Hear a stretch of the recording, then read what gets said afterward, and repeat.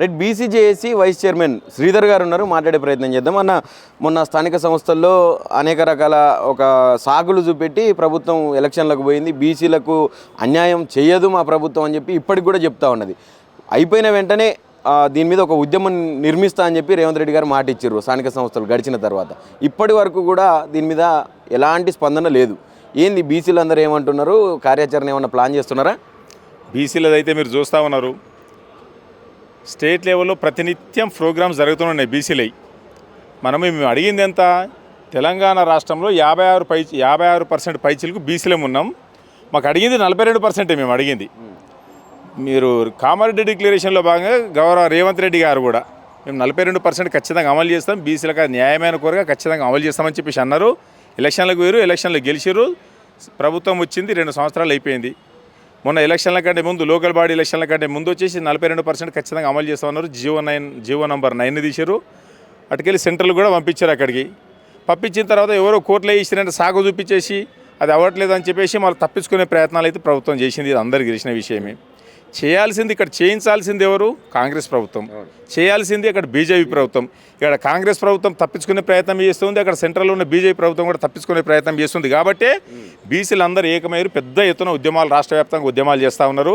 మన సర్పంచ్ ఎలక్షన్ల కంటే ముందు కూడా, లోకల్ బాడీ ఎలక్షన్ల కంటే ముందు కూడా ఈ రకంగా ఏందని చెప్పేసి అంటే బీసీల లోపల ఉద్యమం అనేది రగిలింది. కాబట్టి బీసీలందరూ అరే మేమెంతో మాకంతా మా వాటా మాకు ఎందుకు దక్కుద్దని అనుకున్నారు. కాబట్టి ప్రభుత్వం, రాజకీయ పార్టీలు కాదు అనుకున్నప్పటికీ 55% పైచీలకు బీసీలు, అంటే ఓసీలు ఉన్న ప్లేస్లో కూడా బీసీలు మాకు అడిగింది 42%, కానీ గెలిచింది మాత్రం 55% పైచీలకు.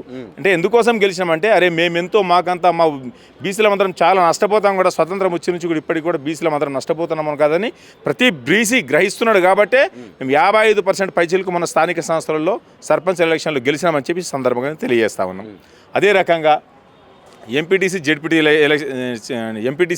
ఎలక్షన్స్ వాటికి పోవద్దని చెప్తున్నాం. ఖచ్చితంగా 42% రిజర్వేషన్ ఇచ్చిన తర్వాతనే ఆ ఎలక్షన్స్ పోవాలని చెప్పేసి మేము ప్రభుత్వాన్ని మేము డిమాండ్ చేస్తూ ఉన్నాం.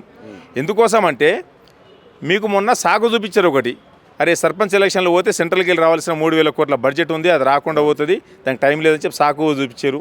సరే ఎలక్షన్స్ అయిపోయినాయి, బీసీలు అందరూ కూడా అరే మా వాటాని దక్కించుకోవాలనే ఉద్దేశంతో 55% పైసలకు సర్పంచ్ని గెలిపించుకున్నారు. అయితే ఇప్పుడు నీకు ప్రాబ్లం లేదు కదా, ఎంపీటీసీ జెడ్పీటీసీ ఎలక్షన్లోకి పోకపోతే నీకు సెంట్రల్కి వెళ్ళి కానీ స్టేట్కి వెళ్ళి కానీ రావాల్సిందే పెద్ద ప్రాబ్లం లేదు. కాబట్టి మన 42% రిజర్వేషన్ అనేది మాకు రాజ్యాంగబద్ధంగా మాకు కల్పించిన తర్వాతనే మేము పోవాలని చెప్పి మేము బీసీలం అందరం బీసీజేఏసీ తరఫున డిమాండ్ చేస్తా ఉన్నాం ప్రభుత్వం. ఇప్పుడు ప్రభుత్వంలో ఉన్నటువంటి మంత్రులు, ఎమ్మెల్యేలు, కొంతమంది బీసీ నాయకులు కూడా రేవంత్ రెడ్డి బీసీల పక్షపాతి, బీసీల రాజ్యం కోసమే ఈయన కూడా పాటుపడతా ఉన్నాడు, బీసీ సమాజం కోసం పనిచేస్తూ ఉన్నాడు, అసలు రేవంత్ రెడ్డి కాదు రేవంత్ గౌడు, రేవంత్ యాదవ్ అని చెప్పినటువంటి సందర్భాలు కనిపించినాయి. ఈరోజు అదే రేవంత్ గౌడు, రేవంత్ రెడ్డి ఎందుకు బీసీల తరఫున మాట్లాడటం లేదు? ఎందుకు ఇచ్చినటువంటి హామీలన్నీ విస్మరించడం అనుకో?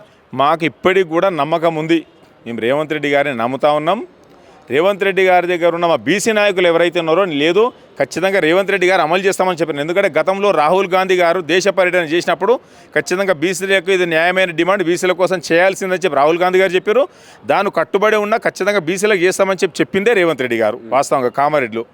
కానీ ఎలక్షన్ల తర్వాత వచ్చేసరికి మన లోకల్ బాడీ ఎలక్షన్స్ పోయినాయి, వాళ్ళు అనుకుంటున్నారేమో అన్ని పార్టీలు మా పార్టీలో గెలిచినాయి కదా, మా పార్టీలకి వెళ్ళి 60% వచ్చినాయి, మా పార్టీకి వెళ్ళి 30% వచ్చినాయి అని చెప్పేసి టీఆర్ఎస్ ప్రభుత్వం కానీ అటు కాంగ్రెస్ కానీ చెప్పుకుంటున్నారు.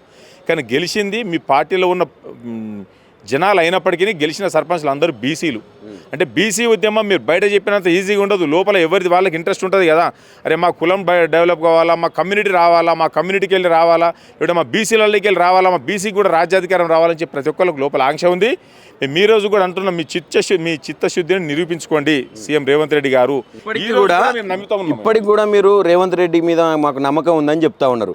ఢిల్లీలో ధర్నా చేసినప్పుడు అగ్రనేత రాహుల్ గాంధీ కానీ కాంగ్రెస్ అగ్ర నాయకత్వం కానీ అక్కడ పాల్గొనలేదు. ఇంకా ఏ నమ్మకంతో మీరు రేవంత్ రెడ్డిని నమ్ముతా ఉన్నారు? వాస్తవంగా మేము అదే అనుకుంటున్నాం. నమ్మకం అనేది ఏదో ఒక పార్టీ మీద పెట్టాలని ఖచ్చితంగా నమ్మాలి మేము. ఎందుకంటే మేము బీసీలం ఎక్కడ కూడా అధికార పక్షాలు గతంలో ఉన్న టీఆర్ఎస్ ప్రభుత్వం చూసుకున్నా, అంతకుముందు ప్రభుత్వాలు చూసుకున్నా, మొన్న వచ్చిన వాళ్ళు చూసుకున్నా, బీసీలు ఎవ్వరూ శాసించే స్థాయిలో ముఖ్యమంత్రి పదవులలో ఎవరు లేరు. అందరం కూడా కింది స్థాయిలో ఉన్నాం. ఒక భయం అనేది, ఒక భక్తి అనేది కూడా ఊడుకొని ఉంది. అది ఎన్ని రోజులు ఉంటుంది?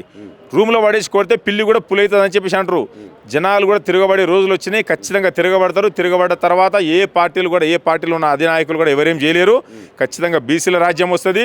కుల సంఘాలు కూడా 136 కుల సంఘాలు ఉన్నాయి. అన్ని కుల సంఘాలు కూడా మాకు ప్రాతినిధ్యం అంటే మాకు ప్రాతినిధ్యం రావాలని చెప్పి ప్రతి ఒక్కరికి కూడా ఇంట్రెస్ట్ ఉంటుంది.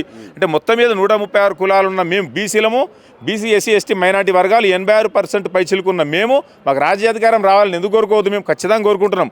కానీ అధికారంలో కాంగ్రెస్ పార్టీ ఉంది కాబట్టి నీ మీద నమ్మకం ఉంది అయ్యా, ఖచ్చితంగా మాకు చేస్తామని చెప్పి మీరు మాటిచ్చారు కాబట్టి చెయ్యి అని చెప్పేసి ఈ రోజు కూడా చెప్తా ఉన్నాము.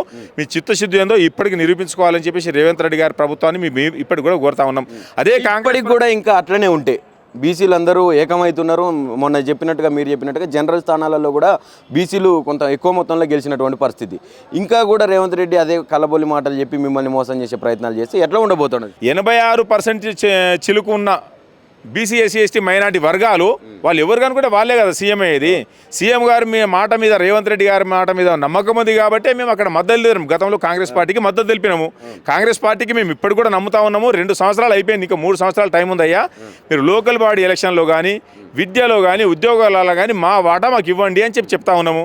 ఖచ్చితంగా మీరు చేస్తారని నమ్మకం మీకు ఉంది. ఒకవేళ మీరు చేయలేదనుకో ఎన్ని రోజులు ఉంటుంది? ఇంకా 3 సంవత్సరాలు మీకు అధికారంలో ఉండేది.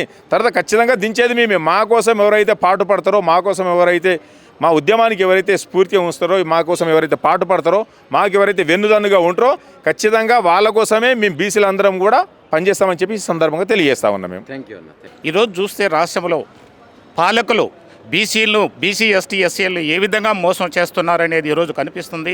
మొన్న అసెంబ్లీలో 42% ఇస్తామని పాస్ చేసి మొన్న పంచాయతీ ఎలక్షన్లో కనీసం 14-15% ఇచ్చే విధంగా ఈరోజు పాలకులు పనిచేస్తున్నారంటే బీసీలు అంటే ఏ విధంగా ఈరోజు చూస్తున్నారు పాలకులు అనేది ఈరోజు మనకు అర్థమవుతుంది. బీసీలు రోజు మాకు 42% ఇవ్వమని ఇక్కడ హైదరాబాద్లో కావచ్చు, ఢిల్లీలో జంతర్ మంతర్ కావచ్చు, ఎన్నో చోట్ల ధర్నాలు చేస్తున్నా సరే ఈరోజు పాలకులకు అర్థం కావట్లేదు. అంటే వాళ్ళకు అర్థమయ్యే విధంగా ఈరోజు పంచాయతీ సర్పంచ్ ఎలక్షన్లో ఓసీలకు 30% ఉన్నదాన్ని 14%కు తగ్గించానంటే ఈరోజు పాలకులు ఒకసారి అర్థం చేసుకోవాలి. బీసీ ఎస్టీ ఎస్సీ మైనారిటీలు ఏ విధంగా వీళ్ళు పోరాటం చేస్తున్నారని.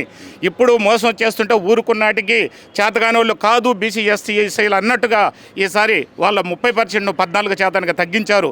ఈరోజు చూస్తే సమాజం మనుగడ కోసం, సమాజం కోసం బీసీలు రియ్యంబొగలు కూడా రెక్కల కష్టంతో సమాజ అభివృద్ధి కోసం పనిచేసేటోళ్ళు. అలాంటి వాళ్ళకి ఈరోజు 42% ఇవ్వడానికి ఈరోజు పాలకులు ఎందుకు అడుగు వేస్తున్నారనేది అర్థం కాని పరిస్థితుల్లో ఈరోజు ఉంది. ఈరోజు బీసీలు చూస్తే అన్ని చోట్ల కూడా బీసీల వల్ల ఈరోజు దేశం కావచ్చు, రాష్ట్రం కావచ్చు, అన్ని రంగాల్లో కూడా అభివృద్ధి చెందే విధంగా ఈరోజు బీసీలు పనిచేస్తున్నారు.